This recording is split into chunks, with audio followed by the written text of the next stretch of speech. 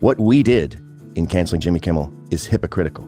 We talk about free speech, and then when someone says something we don't like, we cancel them. And I don't give a fuck.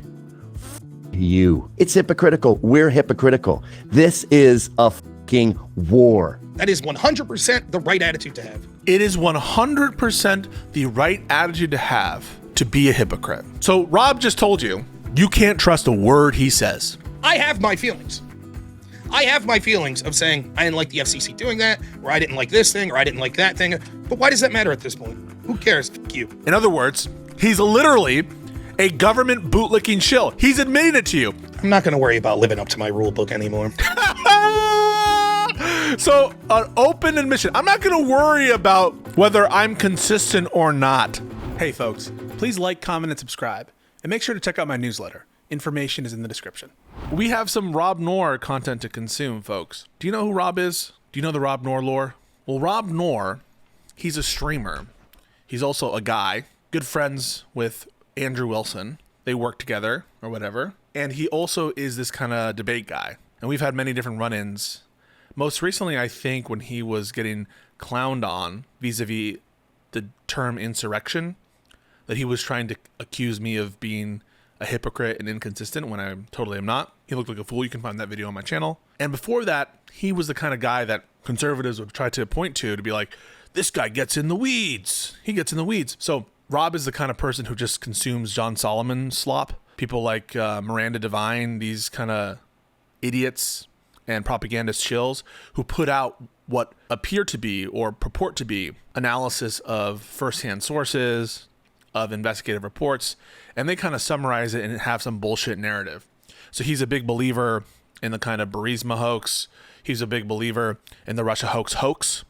He's a big believer in all of these different threads, you know, the ones related to corruption, alleged corruption at the DOJ, the ones, so for example, he's very, very big into the notion that the worst political crisis that ever occurred was the defective FISA warrants sought on Carter Page, which, by the way, were sought on Carter Page, who was a water boy for the Trump campaign, then existing Trump campaign, after he was no longer affiliated with the Trump campaign, and he uses this as like his defining cause are these warrants. In addition, one of his main subjects is alleged politicization of the DOJ under Democrats. He has a lot to say about different alleged Democratic double standards. The key to understanding, though, Rob's main, what I would call central flaw, is his desire and insistence upon not deploying any standard for anything.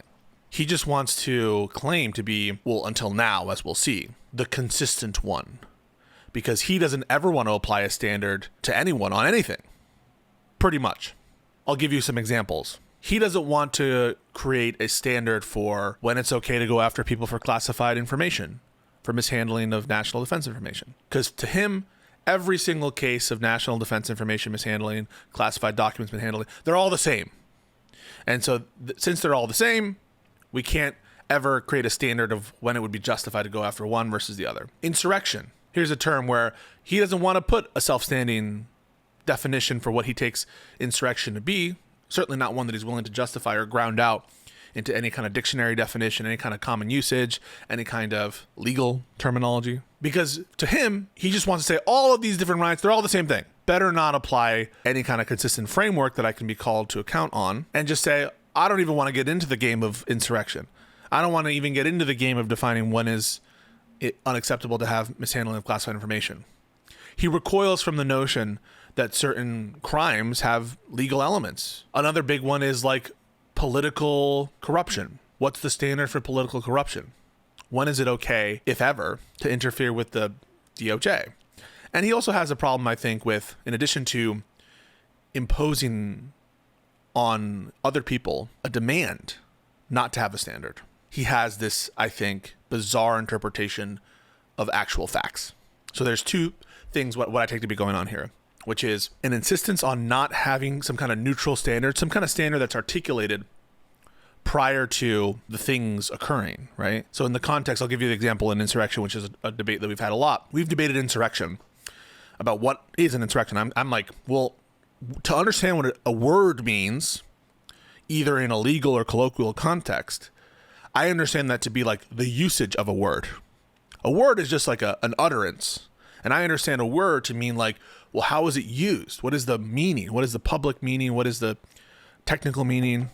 That's what I understand to be the definition or meaning of a term. Here we have a super chat. Genuine question. Why do we treat Mr. Noerr like he's worth talking to? I love talking to conservatives. Now, that might be difficult with Mr. Noerr here because he has, I think, sworn off certain debates, and he wants to put all these conditions. And we'll talk a little bit about that in a second. But specifically in the context of insurrection, this is a debate we've been having a while, and not really, though, in the weeds. It's he wants to claim that there's some kind of hypocrisy in the application of a standard, but he doesn't want to give some kind of self-standing meaning of the term insurrection. So when someone asks me, what does it mean to be an insurrection? Like, I'll look at a dictionary, and if there's a technical meaning, which there is an insurrection, that's a crime, and it's a historical legal definition, we look to the history and what the elements are.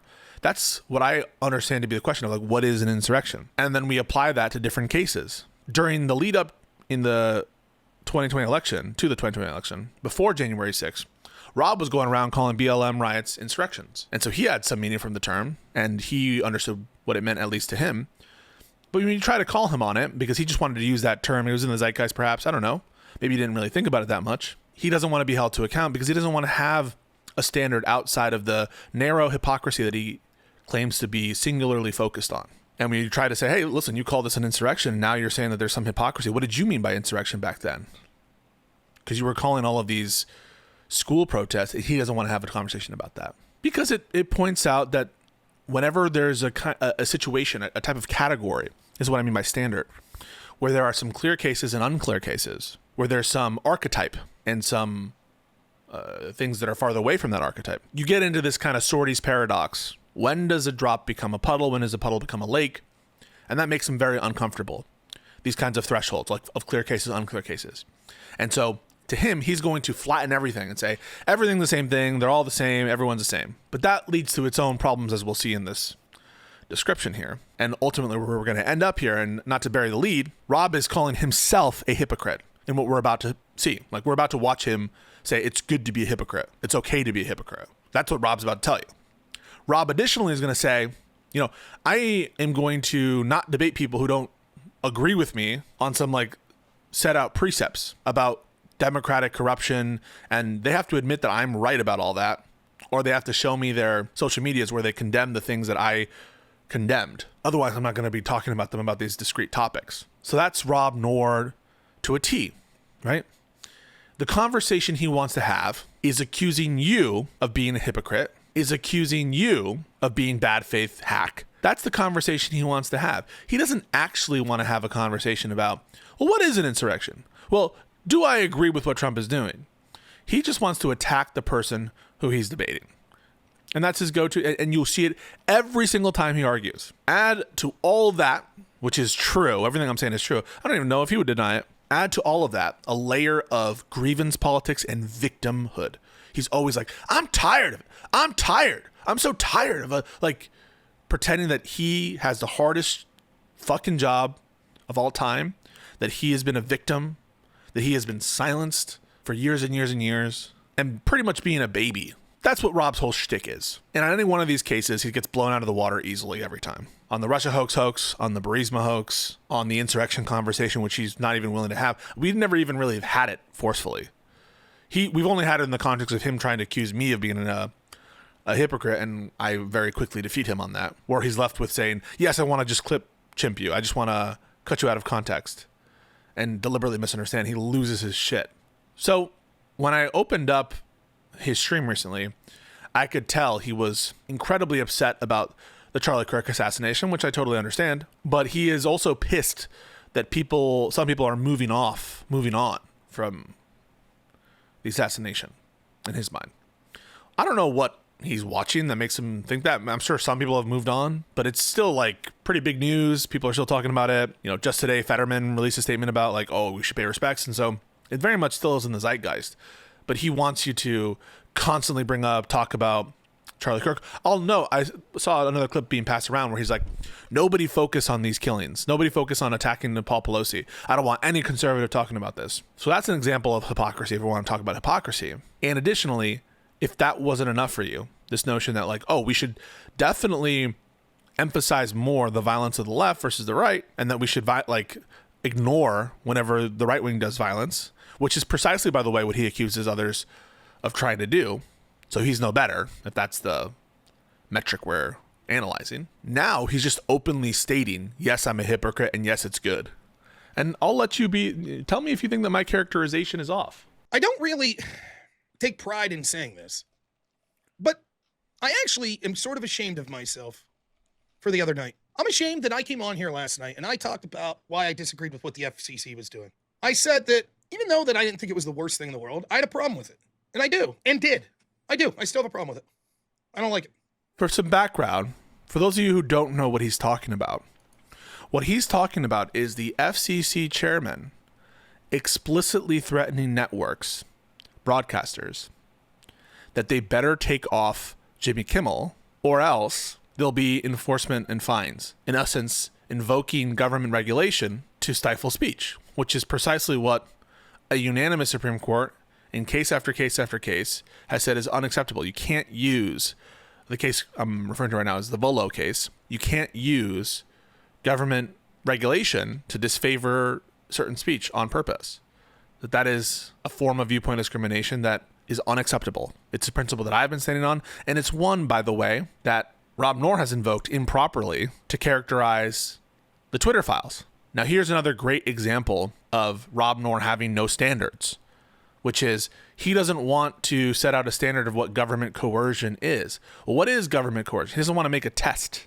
He doesn't want to try to encapsulate it or define it or to have some understanding, right?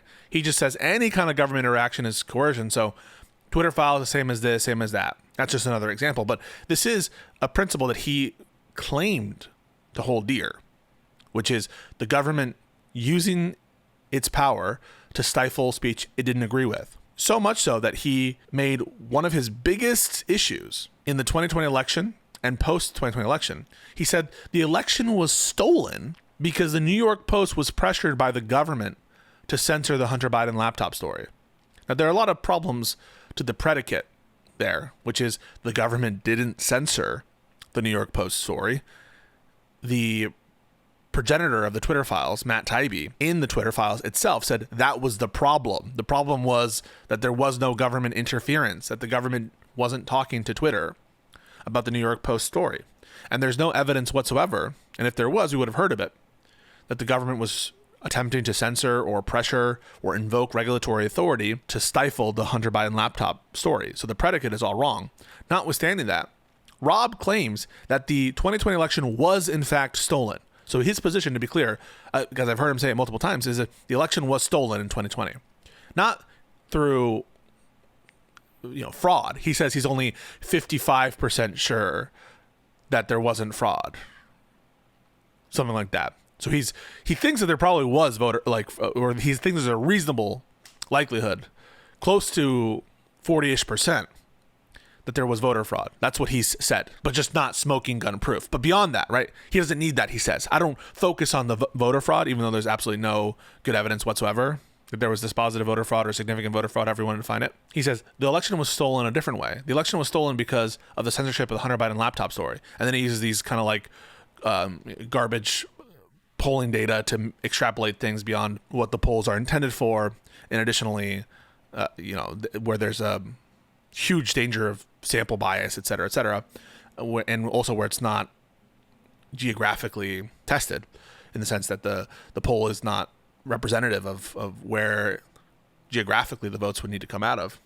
But regardless of that, and I have my own debunk of his argument there, he says the election was stolen because of the Hunter Biden laptop suppression. And so even though it's untrue that there was government suppression, that the government stole the election. Remember, the government that was operated under Donald Trump, this was Trump's DOJ, this was 2020, not 2021. Rob also has a problem with linear time, but it's his contention that the election was stolen from Trump in 2020 because of this kind of government pressure to censor. So even though we know it's false, what he's saying, he is expressing the value is so dear to him that he considers the theft of the 2020 election to be a result of government coercion to basically censor or pressure the deplatforming of certain speech. That's how near and dear this issue is to Rob's heart. And what Rob is saying right now, in the context of the FCC threatening broadcasters and threatening ABC specifically to take Jimmy Kimmel off the air, you would think, under his previous principles, this would be a huge no-no for Rob. This would be horrible. How can you use the invocation of regulatory authority of the federal government to pressure private actors? You would think this is like central to the fear of a civil libertarian, of someone who's called out this kind of shit, what he perceived, falsely, on the left. And what you have right now is him apologizing for saying that that was wrong, right? He's saying, I'm sorry. Actually ashamed. He says, I'm ashamed for calling out evil on my side. In other words, he's saying, it was wrong. I shouldn't have done it. I should not have criticized my own side. That's what he's saying right here. Listen to him. But I'm actually ashamed that I did a show where we were talking about it. Because there's two reasons that I say something like that. And if I'm totally honest with you, and I try to be, I'm not so sure I had the best of intentions in making that video. The first reason that I talked about not liking what the FCC was doing, and I still don't. The first reason is because that's honestly how I feel. I do feel that way. Now, it's not as bad as I talked to our great friend, by the way, the Chad of the week, Mr. Ubercross, talked to him, and he's like, actually, it's not as clear-cut as you think. But nonetheless, even if it's within the legal framework, I'm not the biggest fan of that. That's code, by the way, that it's within the legal framework, but forget about that for those of you listening. I'm not talking about whether you agree with me or disagree with me that what the FCC did was right or wrong. That's not the point here. Forget about all that. My point is I'm ashamed that I did a video talking about it. And the reason I did a video talking about it was two reasons. One, because it's what I really think. And what good would I be if I'm not telling you, when it comes to serious matters, my actual, honest to goodness opinions on it? I hope that no matter what you think, if anything, I'm too transparent. I too much have my heart in my sleeve sometimes. I'm too emotional sometimes. I think that that's why people tune in. You might think that I'm wrong, but at least I'm telling you what I think. And I fight with my audience a lot. Remember the week where Trump bombed Iran and I was like, this is fucking bad. My audience massively disagreed with me. Then the Epstein file stuff, and a lot of my audience disagreed with me, blaming Trump, saying how he mishandled that. So I did tell you the truth of what I thought about the FCC story. So then why would I be ashamed? Well, because there's another reason that I talked about that story. And it's shameful. And it's maybe why I just told you in that this is getting real meta here. It's maybe why I just told you I still disagree with the FCC. Maybe even reintroducing that there falls into this. I did that because I want to be able to later, when people say, Rob, you're a hypocrite. Now that the Democrats are cracking down on free speech again, that they're in charge and you're complaining, you didn't say shit all when the FCC cracked down. And I'll be able to say, yeah, I did. Sure, I did. By the way, there's nothing wrong with that, right? There's nothing wrong with partially being incentivized not to be called out for being a hypocrite, for actually being a hypocrite, right? And it's very telling that Rob's mind goes there because this is something that he tries to deploy. Now, it isn't true that just because you don't talk about something publicly that you don't feel a certain way, but it does give you some more credence to come into a battle where someone is putting your character in issue. Because it's really not super, specifically relevant oftentimes to these conversations unless you're putting someone's character in issue, or the topic becomes, are you a bad person? Are you a hypocrite? And that's also what Rob likes to do. He doesn't like having a conversation about the actual topic, which is there a double standard, or did they do something wrong? It's, are you a bad person? Did you condemn this? And so I think it's very revealing. That's one of my bad. It's one of Rob's initial thoughts. But I don't think there's anything wrong with being like, hey, I believe this, and also I don't want people to think that I'm a hypocrite, and I'm only willing to call out bad things on the other side. I think those are both fine incentives. And so I don't know why you would be ashamed of it, but keep listening. When the left comes back, I'll be able to say, I stuck to my principles, and that's shameful. Shameful, he says. For real, it is. Because I should no longer give two shits what the left says. At all. At all. And my personal ego wanting to be able to use this as part of some debate in the future is fucking shameful. That I didn't say what's morally right, which is go fuck yourself. Really? So don't say what you feel. I'm ashamed. This doesn't even make sense. So you're ashamed that part of your rationale was to be consistent and to appear to be consistent in front of an audience. Presumably, appearing to be consistent in front of an audience would make the audience more apt to agree with you and give you a stronger position and achieve your political goal. You're ashamed that you told the truth about what you actually feel.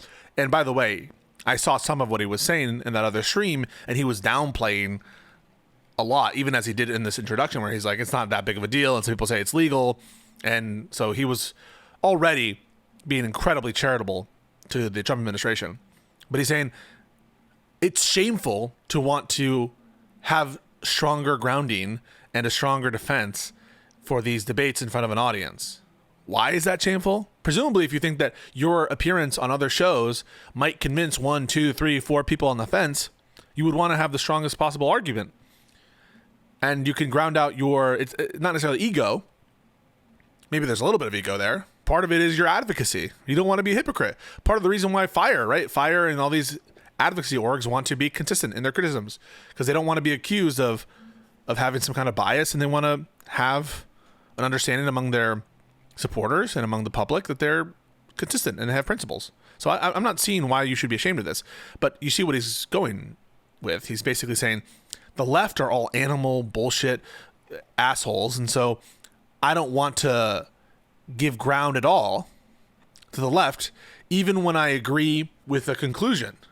What does this sound like to you, by the way? Does this argument sound familiar from Rob? I don't want to say what I actually believe about a topic, even though I do condemn it and I do think it's wrong. I don't want to say it because the other side are such bad faith pieces of shit, even though it would help my cause and reflect my true beliefs to say it. You want me to talk about the FCC? You want me to talk about Jimmy Kimmel? While people are still protesting Charlie Kirk's vigils and he hasn't even had his service yet? You want me to call out government censorship?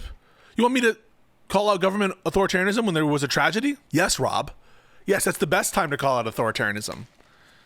These are the first guys that'll give away your rights in response to a tragedy. These would be the first people after 9/11 to say, yes, government, step on me harder.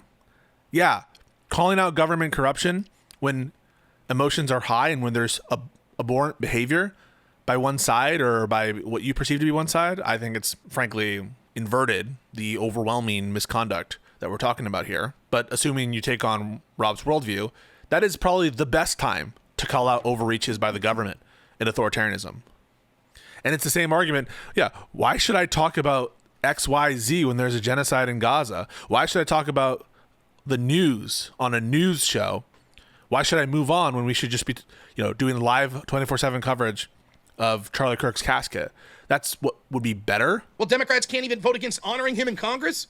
Well, people like AOC are smearing his name today as we speak? No smear, no smear, no smear. Honest words from AOC. Yeah, I should be upholding my principles even when other people are being meanie pantses to Charlie Kirk. Yeah, we actually do expect that, dude. That's what it means to be principled. That's what it means to be principled. And you want me to spend 1 second about Jimmy Kimmel? Fuck you. And that's all he has. Spite. This is spite-driven, unprincipled behavior. Fuck you. I'm not going to call out my own corruption. I'm not going to call out evil on my own side because you guys are making fun of Charlie Kirk. Then you're no better than the people that you accuse of being shills, Rob. You're basically suggesting I'm not going to call out my own side because you guys are the worst. You're a bad person, Murray, laughing at me, having me on your show. You are no better than the people you accuse of being Democratic dick sucks. You're basically admitting the same exact shit. I'm not going to call out my own side, the corruption on my own side, because fuck you. You smeared Charlie Kirk. So I won't be consistent. So I'm not going to say my principles. That's what I should have said. I don't give a fuck what these people think about me in the future. Fuck them. And I think that someone put it better than me, and I'd like to play the video. And guess who he's going to play right now? Guess who Rob Noerr is about to play right now? And listen to the words of who Rob says had it best, right? Let's see how he characterized that. I think someone said it better. Let's see. And I think that someone put it better than me. So someone is about to put it better than how Rob just put it. So whatever you're about to see is a better synthesis, a better summary for what he just said, right? So just to be clear, he said that whatever's coming now, he's about to show you something better than what he just said. So you're watching an even better, a more emphatic, more reflective, better phrased version of what Rob is trying to get at. This is the upgraded version of it. And who do you think is going to play? You always take a gamble playing this guy. But I've been a big fan for a long time. Gavin McInnes. What we did in canceling Jimmy Kimmel is hypocritical. We talk about free speech, and then when someone says something we don't like, we cancel them. It's not consistent with our values. And I don't give a fuck. Fuck you. You kicked me in the balls, I gouge out your fucking eyes. I'm not doing some Dave Portnoy explanation on why this is consistent. It's hypocritical. We're hypocritical. This is a fucking war. Fuck you. You got me fired, I get you fired. It's like I say to my daughter's boyfriend, you make her cry, I make you cry. We're making you cry now, motherfuckers. This is who post-Molly Jimmy needs to suffer. And we're making him fucking suffer. And we're going to make them all suffer. The gloves are off. We're hypocrites now. You made your bed, you're fucking lying in it. And other colloquialisms such as that. That is 100% the right attitude to have. It is 100% the right attitude to have to be a hypocrite. What does that mean? That means Rob is saying, if it's 100% correct, I take that to mean that's his preference. It's his preference that he be a hypocrite. It's the morally correct thing, Rob says, to be a hypocrite. This is an admission. This is what we call a self-report. Rob is saying it's good that we're hypocrites. It's good to act hypocritically. It's good to have hypocritical rhetoric, to be inconsistent. That's what he just said. Is there any coper in the chat who thinks differently? We're just going to hear him this entire thing again. So there can be no doubt. There can be no doubt whatsoever how Rob characterizes this and what Gavin McInnes says.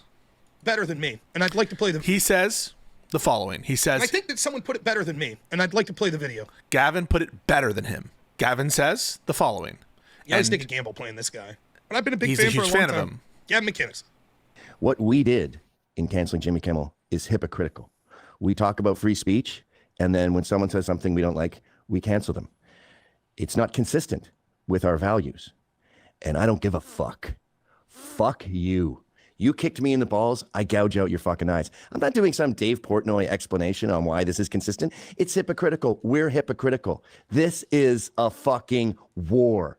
Fuck you. You got me fired, I get you fired. It's like I say to my daughter's boyfriend, you make her cry, I make you cry. We're making you cry now, motherfuckers. This is who post-Molly Jimmy needs to suffer. And we're making him fucking suffer. And we're going to make them all suffer.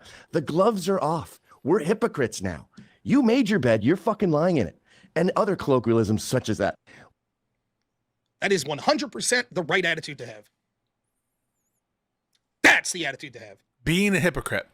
That's the attitude to have. Be a hypocrite. Be hypocritical. Be inconsistent. Don't live up to your principles. That's what Rob says. He is admitting he is a hypocrite. He is admitting that when he talks to you, you can't trust anything he says anymore. Because he's telling you what he views as ethically good is to be a hypocrite.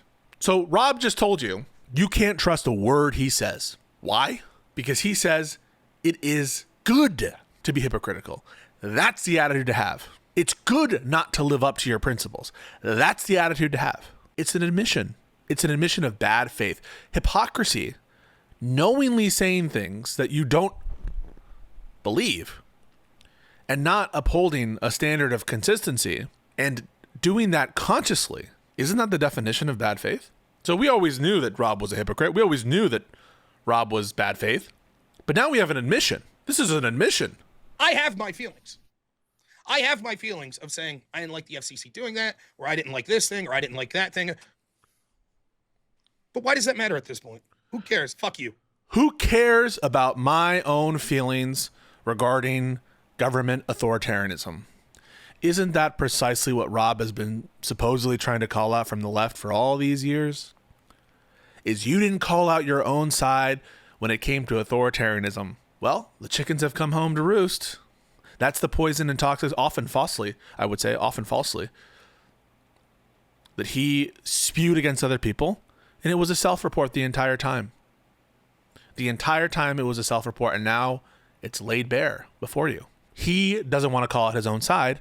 He wants to cover up for the government corruption and authoritarianism on his own side. It's what he's telling you. Verbatim. I just showed it to you. We're going to keep listening to make sure that you don't think that I'm missing out on any important context, but he's essentially saying, yeah, I feel ashamed for calling out the government corruption on my own side. The exact thing he was accusing the left of doing, oftentimes falsely. You covered up, you cheered on the government corruption, government authoritarianism on your own side. He's telling you, yeah, I do that, or to the extent I don't do it, I'm ashamed of myself. So you can't believe a word this guy says. Not a single word this guy says. I'll talk to my friends in chat. I'll talk to my friends in real life about what I think. I'll talk to my friend on the phone about what I think about the FCC. But not publicly. But I don't care what any one person on the left thinks. I thought about this a lot when I started. I talked about... And just to be clear, it's not just the people who are demanding it. I don't want you to read into this, well, he just means he doesn't want the left wing to demand that of him. He's not going to respond to the left wing demanding that of him. By the way, map that on 100% to the position of Destiny and DGG on the condemnation.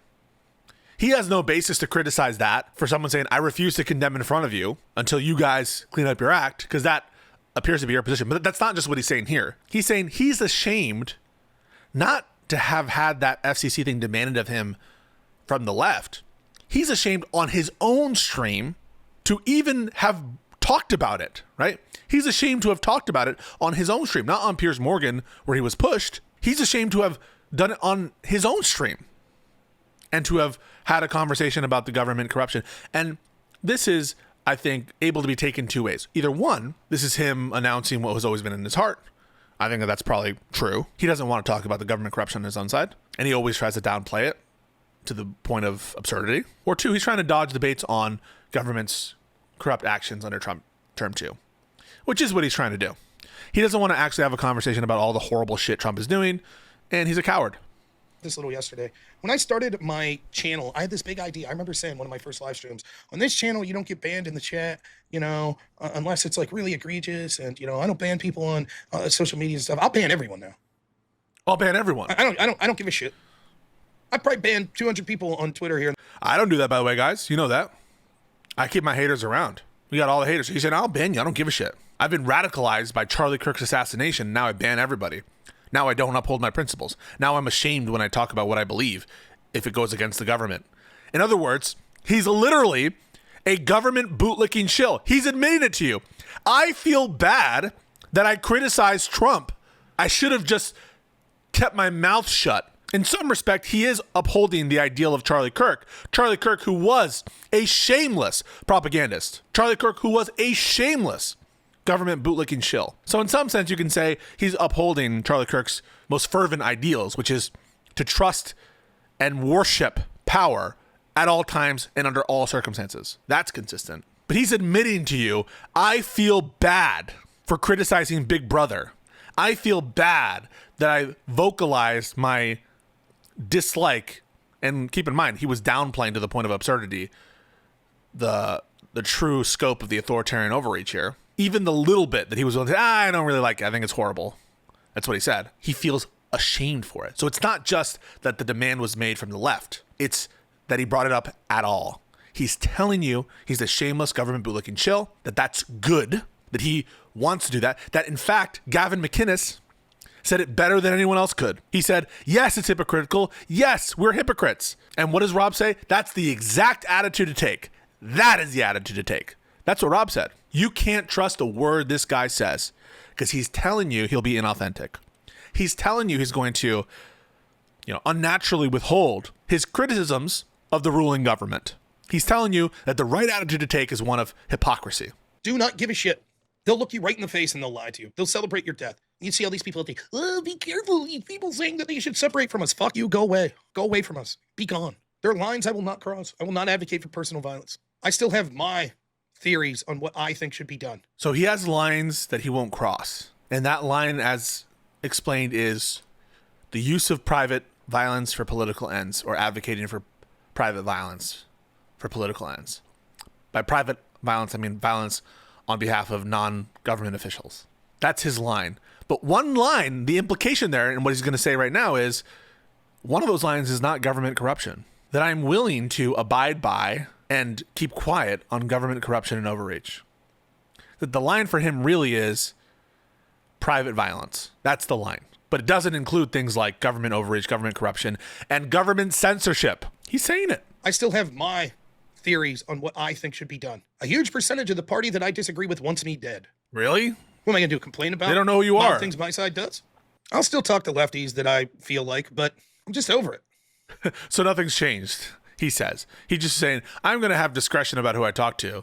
And I'm just going to, I'll still talk to lefties when I want to, which is the same as before. Like, this is the problem. There's at least an inconsistency, or at least the appearance of an inconsistency when you're like, well, now I've changed. Now I'm only going to talk to lefties when I want to. Okay, weren't you always doing that? So nothing has changed, right? Like, you're still going to just talk to lefties when you want. So, but I think this is a signal to his heart, which is, I don't want to take these uncomfortable debates about government corruption under Trump unless they already agreed with me. But even then, right, I don't want to have a conversation where I talk about the bad stuff that Trump is doing. That's what the implication here is 100% obvious. He's saying, I'm ashamed that I brought up the government corruption, government overreach, authoritarianism by Trump. I'm ashamed by that. And then he says, I'll still debate them when I want to. The implication being, I don't want to debate them on this. Because he knows it's untenable unless you're a hypocrite, which he is, and which he says is good. Here's the rules for radicals. Oh my God. I'm Saul Alinsky. 1. Power is not only what you have, but what your enemy thinks you have. Power is derived from two main sources, money and people. Have-nots must build power from flesh and blood. Rule 2, never go outside the expertise of your people. It results in confusion, fear, and Evilly Interactive LLC. Do you want to chat about this on stream? Let's talk about it. feeling secure adds to the backbone of anyone. 3, whenever possible, go outside the expertise of the enemy. Look for ways to increase insecurity, anxiety, and uncertainty. 4, make the enemy live up to its own book of rules. If the rule is that every letter gets a reply, send 30,000 letters. You could kill them with this because no one can possibly obey their own rule, all of their own rules. Rule 5, ridicule is a man's most potent weapon. There's no defense. It's irrational. It's infuriating. It also works as a key pressure point to force the enemy into concessions. Number 6, a good tactic I'm only here to monitor what you are saying about a man of God. Okay, you don't want to actually chat? A man of God? is one your people enjoy. They'll keep doing it without urging. He's like Rob, he chooses who to debate. These guys are like the biggest fucking cowards. I'm not going to debate unless you pre-agree with me on all this stuff. I won't debate Soy Pill because he doesn't pre-agree with me on Russiagate. Biggest bunch of snowflake pussies I've ever met in my life. And come back to do more. They're doing their thing. And we'll even suggest better ones. Rule 7, a tactic that drags on too long becomes a drag. Don't become old news. Rule 8, keep the pressure up. Never let up. Keep trying to...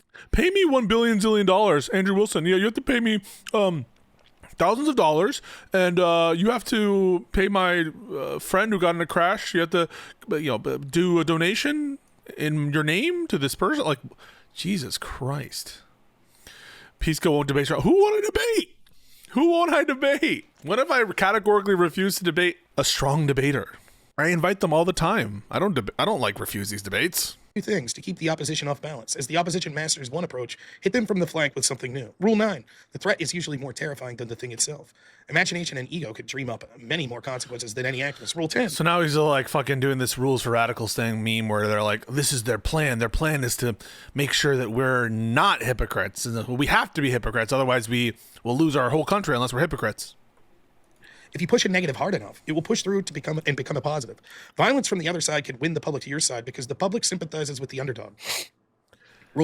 Rob is basically just monologuing mantras to himself to justify hypocrisy and bad faith. Just kind of sad to watch. I mean, I saw a little bit of this on the way back from something I was doing, and I was like, this is so fucking cringe. 11. The price of a successful attack is a constructive alternative. Never let the enemy score points because you're caught without a solution to the problem. Rule 12, pick the target, freeze it, personalize it, and polarize it.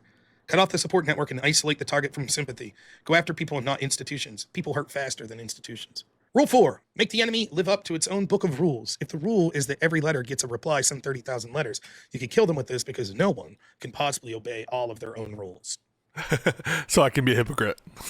This lets me be a hypocrite. What we did in canceling Jimmy Kimmel is hypocritical. We talk about free speech. He plays it a and second then when time. someone says something we don't like, we cancel them. It's not consistent with our values. And I don't give a fuck. Fuck you. You kicked me in the balls, I gouge out your fucking He's eyes. nodding. Look at I'm him not doing nodding. some Dave Portnoy explanation on why this is consistent. It's hypocritical. We're hypocritical. This is a fucking war. Fuck you. You got me fired? I get you fired. It's like I say to my daughter's boyfriend, you make her cry, I make you cry. We're making you cry now, motherfuckers. This is who post-Molly Jimmy needs to suffer. And we're making him fucking suffer. And we're going to make them all suffer. The gloves are off. We're hypocrites now. You made your bed. You're fucking lying in it. I'm not going to worry about living up to my rule book anymore. So, an open admission. I'm not going to worry about whether I'm consistent or not. So this guy is a disgusting piece of shit who has no principles and won't stand behind them. Let's hear that one more time. I'm not going to worry about whether I'm consistent or not. I'm not going to worry about living up to my rule book anymore. I'll have a limited set of rules that I think that I'll abide by no matter what. No personal violence. It's unstrategic. It's immoral. That's it. That's it. That's the one rule. And tonight you're going to break your one rule. That's his rule. That's it. On every other subject, this guy is telling you, you can't believe a word he says.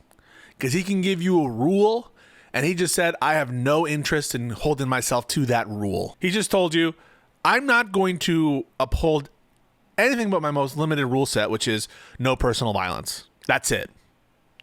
I'm going to play this again. I'm not going to worry about living up to my rule book anymore. I'll have a limited set of rules that I think that I'll abide by no matter what. No personal violence. It's unstrategic. It's immoral. That's it. I don't even want to be around anymore. I don't even want to be around anymore. Grow the fuck up, Rob. Grow the fuck up. You think this is the first time someone's been unjustifiably killed? You're going to act like a fucking baby and say, I don't need to be principled anymore because they shot Charlie Kirk? Bitch. Charlie Kirk lived up to his standards. Holy shit. Look what it got him. Let's not uphold Charlie Kirk's standard, which, by the way, as I mentioned before, you are, by being a government bootlicking shill, you are upholding Charlie Kirk's highest ideal. But to the extent that there's this, I don't know, legendary status that Charlie Kirk has obtained, this martyrdom status, these principles that he supposedly upheld, you're like, look what Charlie Kirk was doing. He upheld his principles and it got him killed. And so I'm not going to lead by his example. I'm not going to follow the path he set forth. I'm going to dishonor what I take to be his legacy. And you admire Charlie Kirk, bro? Right now, the left is claiming to be the victims. You see people coming out of the woodwork. Oh, Jimmy Kimmel. Oh, they didn't have shit Free to say about Jimmy. Charlie Kirk. Free Jimmy. They didn't have shit. I did. I think that people did. The Democrats you pointed to, they did. AOC did. They absolutely had shit to say about Charlie Kirk. You're just lying. You're absolutely lying. Everyone's been talking about Charlie Kirk this whole time. You're just lying. In the context of the Jimmy Kimmel clip, it almost by necessity requires a conversation about Charlie Kirk. So this is a lie. And of course, you should expect lies from Rob, because Rob just told you, I'm not going to hold myself to any rule set. To say when Tucker Carlson got fired. They didn't have shit to say when Tim Allen did. They didn't have shit to say when Roseanne Barr did. They didn't have shit to say when Donald Trump was kicked off social media. They didn't have shit to say when James Rosen was wiretapped by Obama. They didn't have shit to say about the Twitter files when thousands of Americans were And censored. this is all glossing over important, relevant, key distinctions. And this is what I definitely referenced at the start, that Rob has no standards. So because he has no standards, these are all the same to him. These are all exactly the same to him because he has no standard of what is government coercion. And so Twitter decided to kick Trump off of their service. That's the same as Jimmy Kimmel being pressured by the FCC. It's the same exact shit. You know, the FBI talking to Facebook and Twitter about possible Russian bots and violations of TOS. That's the same as invoking regulatory authority to coerce action and suppression of speech. That's the same thing. Because you don't have a standard of what government coercion is, what it would look like. And so because you have no standard, they're all the same to you because you're a fucking idiot. Gina Carano, another. Gina Carano, fired by Disney. Is there any evidence whatsoever that the FCC, that government coercion caused the firing of her? Anything? They didn't care. I'm unimpressed by the vicious circle. This is the Ryan Mullally argument. Oh, what's a vicious circle? Okay, will they stop? No, they'll never stop. Okay, so no matter what, they won't stop. Nope. But you think we should stop? Yes. And then what? Well, when they get power, they'll do it again to you. Does this argument sound familiar? But we shouldn't do anything back. Nope. Are you going to vote for us? Nope. If the argument is an eye for an eye makes the world go blind, I'd rather have a blind world than my enemies get to take out my eyes and laugh at my wife. Oh my God. I'll take everyone blind. I'd rather take that. I'd rather no one be blind. But my opposition insists that that can't be the case. They've had an opportunity to de-escalate. We just saw one of the best of us, Charlie Kirk, get executed, and they're making themselves the victims. They are making themselves the victims. Everyone of any importance, in my opinion, save for a couple of iconoclasts, condemn the shooting, but we're not going to be part of your whitewash campaign, and we're not going to say that Charlie Kirk's legacy is an honorable one, worth upholding, because it isn't, and we don't feel that way. And it would be a disservice to what we said. Also a disservice, by the way, for some of these right-wing critics of Charlie Kirk who are now lionizing him, when before, Fuentes was saying he's not even a real Christian, he's not a conservative, he's a piece of shit, he's a Israel simp, etc., etc. Same thing with Laura Loomer and others who were talking all this shit about Charlie Kirk. And so it comes off as inauthentic when such people are trying to lionize Charlie Kirk and say, he was the best of us because he was the best of us. They wanted to show how good you could be. What's the line? The Joker chose me because you were the best of us. He wanted to show even someone as good as you could fall. Well, he was right. You're the one pointing the gun, Harvey. So point it at the people responsible. It comes off as inauthentic. You guys don't actually fucking think this about Charlie Kirk. It's all a strategy. And we're not going to, on our side, pretend to love Charlie Kirk when we didn't like Charlie Kirk. We hated Charlie Kirk because Charlie Kirk was a bad dude. He seems like a good father to his kid. I'm very upset that he's dead. I'm sad for his family. I'm sad at the human loss. I condemn the shooting, but he's not a good dude. And we're not going to pretend that he is. And we've condemned it. Those of us, I think, with prominence, I'm not saying myself among them, but Democratic politicians, most commentators. You have some bad hombres online, for sure. I'm not even going to say that they're negligible amount of the Democratic Party. I'm not even going to say that. I don't think it's a particularly large segment of the Democratic Party. I think the way that some of these questions are phrased, it's like, could it be somewhat justified to use political violence in X context? Well, now, are you asking in any hypothetical context? Because if that's the truth, then like even you would answer yes to that question. So I don't really think that. I think that some of the ways that people do this kind of polling question of political violence, where it's like, could it be somewhat justified to shoot? Like, if you're asking like in any universe, there are people who are, could think of universes in which it would be justified, and probably so could you. No one that answers that question, I think, should be necessarily thought to be saying like in the current paradigm right now as we sit here, unless the question is phrased in such a way. But I don't think that the people who are genuinely celebrating the assassination of Charlie Kirk make up the significant percentage of Democratic voters. I don't think it's negligible, but I just want to be clear about that. If this, Stephen L. Miller has been saying this all week, if this doesn't cause them to change, nothing will. They couldn't take a moment to stop calling us fascist when Charlie Kirk was killed by a guy who wrote, "Catch this fascist on a bullet." I, by the way, didn't say anything like personally negative about Charlie Kirk for 24 hours, but that's probably the most that good decency is going to get from me from a prominent fascist. Sorry. And at that point, it's just a matter of grace. I don't think anyone has any obligation to not say what they feel about him being a fascist, which I have said, do say, and will say, because it's what I feel. It's not just the rabid fanatics that are doing things like stomping through Charlie Kirk memorials and shouting at people and going to the vigils and harassing people and threatening people and making videos mocking him and mocking his wife and mocking his children. It's not just them. It's while it's occurring, the mainstream media is like, well, he was a bad man. Democrat politicians, he wasn't a good man. He was divisive. He was racist. He was a bigot. So we shouldn't say stuff that we think? We shouldn't say that?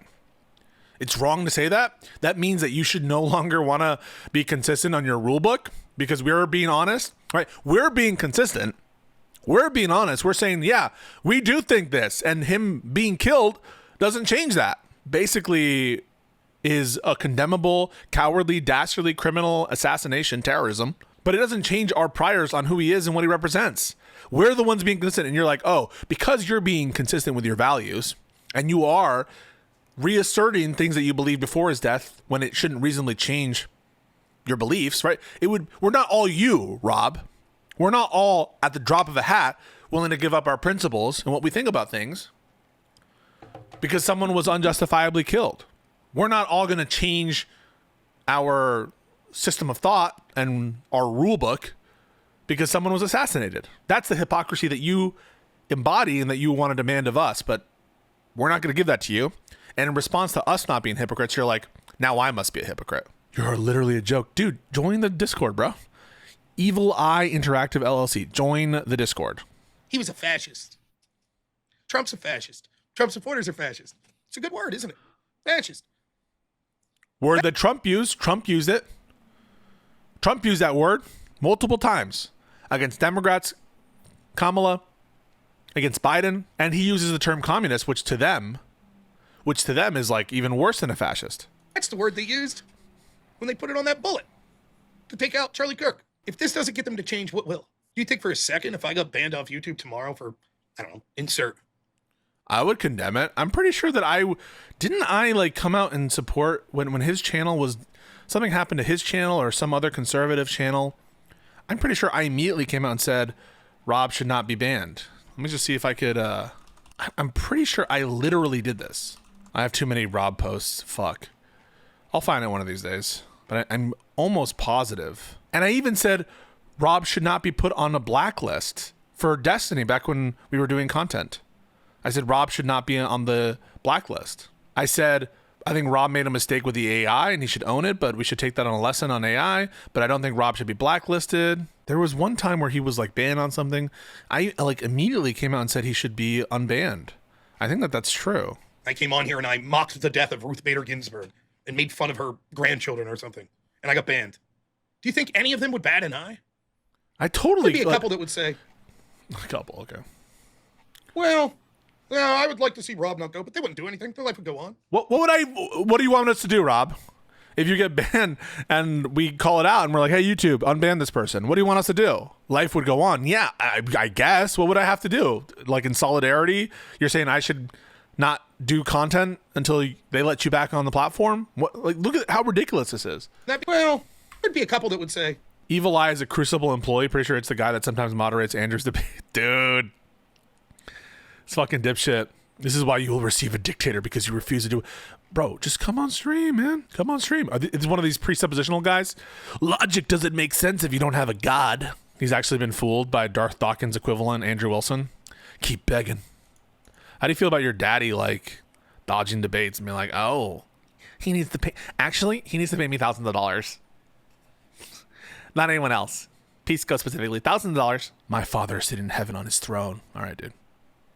Well, I would like to see Rob not go, but they wouldn't do anything. Their life would go on. Yeah, my life would go on. What would you want me to do? YouTube? Is that what you would want me to do? I wouldn't ever do that. I'm not in favor of that kind of violence. I think that's terroristic, but that's what you would want? Like us to do something more than call it out and bring attention to it? Like, what am I supposed to do? My life because in a video game because you decided to get banned or something? Sorry, someone banned you unjustifiably? You want to hear the awful thing? So would you all. Yeah, your life would go on. Yeah. This is what I mean. He sounds like that guy from I Think You Should Leave. I don't even want to be around anymore. Your life would go on if I wasn't here. Like, sorry. You'd be like, that sucks. You'd be pissed for like a month, and then life would go on. You're all shitty like that. But I'm even worse than you all are. You're shitty because your life would go on if I was banned? What is he talking about? I'd do the same to any one of you. I'd do the same to pretty much any other right-wing streamer out there. Why? Because that's life, right? So what are you saying? What are you going to do? Yeah, what are you saying? You The know, show must let me go think. on. Okay, I work with Andrew Wilson, so it's not a good example. But let's say my friend Lower Class or Abe Dinkus, right? If Abe's channel gets banned, I'm going to be fucking pissed. For like 3 or 4 months, I'm going to be like, what the fuck? But then eventually, a little less, a little out of mind, and then I'll get on to something else. And Abe might be like, hey man, like this sucks. They could censor thousands of us censored. And how many people really give a shit? They locked us down. They locked us fucking down. They did it. They locked us down. They told us we couldn't go to our fucking kid's graduation party. Trump was president. Our daughter's wedding. We couldn't go to the nursing home to visit our parents. A lot of these stay-at-home orders were, I mean, the true stay-at-home orders didn't last that long. And yeah, a lot of states imposed restrictions. It was a pandemic. Trump was president. We couldn't fucking go to work. Our small business closed down because we were called non-essential. Meanwhile, our leaders that enforced that upon us went out and did whatever the fuck they wanted. They went to the French Laundry for dinner. We weren't allowed to go to simple things, like to a barber shop or a hair salon. Here's a question for you, Rob. What the fuck does this have to do with anything? Here's a question for Rob. Why are you talking about this? What does this have to do with you being a hypocrite? They locked us up. And this is what I mean. It's the constant victim of, like, get over it. Get over you being a victim. If you want to talk about COVID, great. Talk about COVID. But I'm so sick and tired of you being sick and tired. I'm so over you claiming victimhood status and doing your laundry list of grievances every time any issue comes up. You see these pieces of shit. They locked us down on COVID. They spied on Trump's team. They Burisma'd him. Like, it's so excessive. It's so performative. Stick to the topic. But they could go because hygiene was important to them. You couldn't go to church, but you can go to the casino. And of course, while all these strange rules were being inflicted on you, Black Lives Matter, they could do whatever the fuck they wanted. No one dared say a word. No one said a word. No one said a word about COVID restrictions. Not a single person said a word about COVID restrictions. People devastated. I watched people that never gave a shit about politics in their lives completely shattered. Couldn't believe it. Yeah, it sucked. A story happening all over this country to countless people that never gave a shit about politics. And all of a sudden, here it was thrust upon them. They became miserable. And I had people telling me, never again. This is it. This is a wake-up call. This is it. Never again. And what were the consequences? People still fired up about it. Life moves on.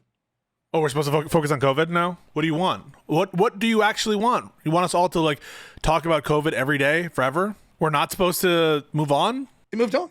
Sometimes I go back, I think about that. I talk about COVID a lot. And it amazes me. We know. I barely talk about it, which is bad enough. But I probably talk about it more than the average person. They barely talk about it at all. Oh, it was all fire and brimstone at the time. These bastards, never again. Yeah, we showed them, didn't we? I'll get it here later, are we not? We showed them. And I'm afraid that's what's going to happen with Charlie Kirk. Yeah, people are going to move on, bro. People moved on from JFK's assassination. Well, some people. But the overwhelming discourse will shift. This is life. There's a great man. Greater than I'll ever be. A man that I'm ashamed to say I barely paid attention to when he was alive. Seemed like someone who was doing good work. Was talking to younger people on college campuses. I'm not really his target audience necessarily. I knew he's a talented debater. Enjoyed his videos, but I didn't talk about him a lot. Seemed like a great husband.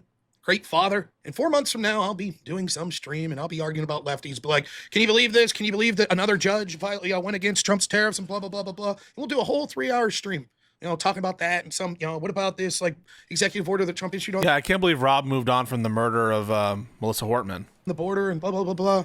Oh, new development on Russiagate. Let's play some whip songs. Thanks, everyone. Good night. And I'll lay down in bed. I'll go shower and I'll lay in bed and it'll be 4 a.m. And I'll look over. I'll see my wife. She'll be asleep because she's a normal human being that sleeps like normal hours. Right before I close my eyes, then I'll remember. Then it'll hit me. You moved on. They won. Oh my God. They killed him. They won. The left killed him and you moved on. They killed him. These people are delusional. These people are dangerous. They killed him. Like, we got the guy, right? We arrested the guy. The guy's in jail. He's going to be probably executed for this murder, or at least put in jail for a very long time if they don't fuck up the investigation anymore. They killed him and you moved on. You want to know why? Because I think that I have to be in the top 10% as far as having the ability to have some sort of voice, because I'm a streamer with at least some people that listen. And I've been trying real hard to keep the memory of Charlie Kirk alive. Everyone agrees with that, right? Go ahead, you can blow smoke up my ass here, right? It's true. Talk about Charlie a lot, right? I've tried to honor his memory. Anyone disagree? I think I've done a pretty good job. And even me, what I talked about yesterday, the FCC. The news, which is your job. I didn't know your job was to fucking be a Charlie Kirk evangelist now. Did the assassination change what your job was? I thought your job was to provide commentary on the news and politics. And you're like, I'm such a piece of shit. I didn't spend my entire stream continuing to talk about the assassination of Charlie Kirk. I should have been a hypocrite. I should have had no principles. And I should have just virtue signaled more about Charlie Kirk's death. That's what I talked about. You know what I did? I fell for rule 4. Make the enemy live up to its own book of rules. Oh, no. Even me. Even me. Even amazing me. That's what I did. And I shouldn't have lived up to my I thought about principles. this today. And was like, I shouldn't have do you done ever that. wonder how this happens? Do you ever wonder how we have these moments and we're like, how did this happen? How did we move on from that? We told ourselves at the time, never again. This won't happen again. And they're so fucking good that within months, we're back to normal. No one gives a shit. We've moved on to the next thing. Don't believe me? Okay, try this. Let's rewind the clock a little. Do you remember at the height of Doge, right? Let's rewind the clock a little bit.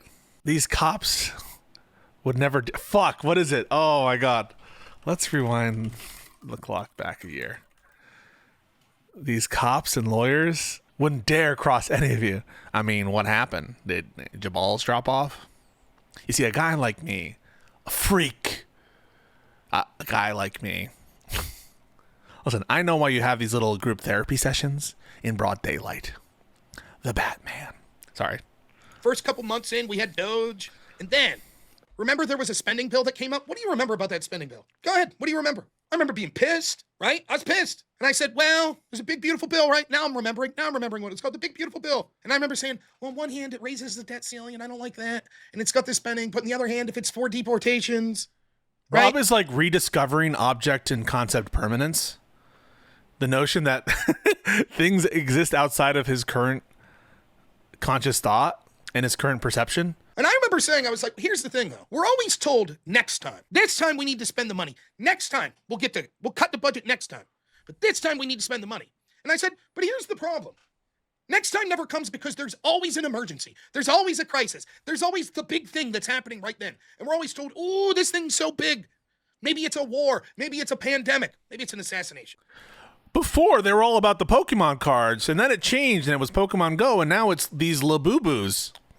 Why did things change? We just let it change, and now we're supposed to be, oh, shiny Labubu. Like, I don't even understand. What is the point you're trying to make here? Is there a moral prescription? We should care about past thing over current thing? Maybe current thing is more important to care about. Maybe past thing, we got our use out of it, or maybe we resolved the past thing, for example, by arresting the shooter and starting the process of bringing him to justice. And now, I almost don't even fucking remember what the name of that bill was. The big, beautiful bill? That fucking smooth brain? You can't remember that shit? He literally marketed it so that it could be remembered by fucking the dumbest of the dumb. Big, beautiful bill. That's what I was talking about. And that's what most of you were talking about. You remember Tesla's getting firebombed? Remember that? We talked about that. That was a huge story. How about the insurrections? You remember that? You remember all the ICE riots? We still have ICE riots in places like Portland. We ain't talking about it. But it was the biggest story. For a week, they rioted. We covered it every night. Seems like a lifetime ago. How about the Epstein files? Remember that? People are still talking about that, dude. Remember that story? Remember when Trump came out and was like, hey, we're going to do something. Actually, we're going to leave a lot of these illegals Remember on Star frontier. Wars? Remember how pissed you were? I was pissed. How about Ukraine, Russia? Remember that? Remember when J.D. Vance kind of gave Zelensky the business? That's a big story, wasn't it? Old man points at sky. Did he just start Charlie complaining Kirk about Big Beautiful Bill after he said he was done criticizing? Saw it today. I don't even remember her name at this point. What's her name? Karen Lynn Levitt, the White House secretary. I think it was from today. She had Tulsi Gabbard up there, and Tulsi was saying they've submitted people for a criminal investigation to the DOJ, and it sounds like Obama's one of them. I was like, holy fuck, Russiagate, wow, look at this. And then I was like, really? Is that going to be it? Is that going to be it? Is that going to be what makes me move on from Charlie Kirk? Not care anymore. Well, that's cool. I virtue signaled for a week. Nice. I thought about it a lot. More than I should have, probably, if I'm honest. It really was getting to me. It still is. I just can't get it out of my... You thought about it more than you should have? If you thought about it more than you should have, why are you like mad at yourself for moving on? I don't even know if I think he's just like stream of conscious at this point. I don't know if he's like making a point. Yeah. Those girls running to him. Yeah, it was tough to watch. So what am I going to do about it? Talk about Russiagate next week? You know what I'll do about it? You know what I'm going to do about it? Jack shit. I'm going to do less than nothing. I'm going to help the left move on from it. Because I'm going to say, yeah, the FCC should have done this. So are you now saying that you're going to back away from your principle of not having any principle? I don't even understand at this point. I didn't watch this portion of it. That's what I'll do. But I'm a good man. I stuck to my principles. Wow, I'm so proud of myself. I showed everyone, look how principled I am. See, everyone? I was against the FCC doing that. I'm not like the left. I hold myself to my principles. I live up to my own book of rules. Of course, I can't totally, but I tried. Ha-ha! I showed them. I already felt guilty enough by moving on, having fun a little. But then I did something worse. No fun. You can't have fun. Not when Charlie Kirk was assassinated. No more fun. I gave the left exactly what they wanted. The very people that are fucking dancing on Charlie's grave. Oh my God. They're calling him an evil man, a bad person. That are celebrating his death. That are mocking his wife. I did exactly the one thing that could help them. I helped them change the narrative. I'm like a schizophrenic. I always got different thoughts bouncing my head. I have different moods. I'll come on. I'll be in this mood one day. I want to talk about this one day. Then I want to talk about something different. I don't know. Tomorrow it might be completely different. Who the fuck knows? But I'll tell you how I'm feeling tonight. Here's how I'm feeling tonight. I'm feeling tonight like these people could go fuck themselves. I don't care what their frustrations are about the FCC. Fuck you. You're not the victim. Jimmy Kimmel's not the victim. Charlie Kirk Kirk's the is victim. Charlie Kirk's wife's a victim. Charlie Kirk's children.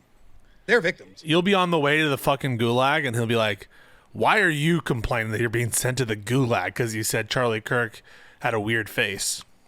You're not the victim. Jimmy Kimmel's not the victim. Kirk is the victim. That's what they'll be saying to you when they're marching you to the gulag. Not you, you fucking human pile of excrement.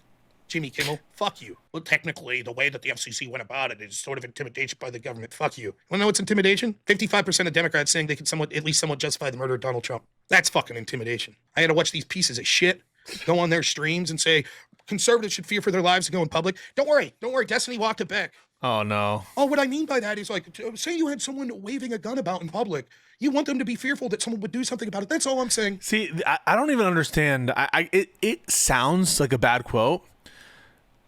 And so you probably shouldn't say the quote that can be like misinterpreted that way, but like it is essentially what all of the conservatives are themselves saying. They're like, you killed the negotiator, you killed the neutral one, and now you're left with us. It's basically saying that the climate of fear is appropriate. You should be fearful because look at what you collectively have done. You understand? So they're the ones who are suggesting that this fear. And they're saying, good, you look scared. You should be scared. They're saying this shit. And so I don't really think that they have a problem. If this concept were to be elaborated with them, I think that they would be like, yeah, you should be afraid because you killed the best among us. So libs should be afraid. I don't agree, by the way. Why don't I say it? Because I don't agree. I don't think that people should be afraid. Either side. I think people should be unafraid to say what they actually believe. I don't think that they should be afraid of death because of it. What I want is for you to stop soying out and stop claiming to your audience that it's okay or justified not to have any principles. Because what we can take from this entire exchange is that you can't trust a word this guy says until he backs off from this stream, until he says, you know what, I was in the heat of passion, I shouldn't have said that. I think that this person needs to be disregarded completely in terms of any seriousness to what he's saying, because you can't have any expectation that he'll be consistent. He's telling you out loud, I'm a hypocrite, and that's good. I should be a hypocrite. That when Gavin McInnes says, yeah, that's the attitude we need, he says, that's the attitude. That's the exact right attitude. That I would, if I was behaving morally, ethically, according to Rob, that he would withhold his criticisms of the authoritarian actions of the political party that he supports. That's his position. And that's exactly the thing that he said that he was so against, was the left wing making excuses for the corruption of their own side. He's literally out loud saying, that's what I think is good to do.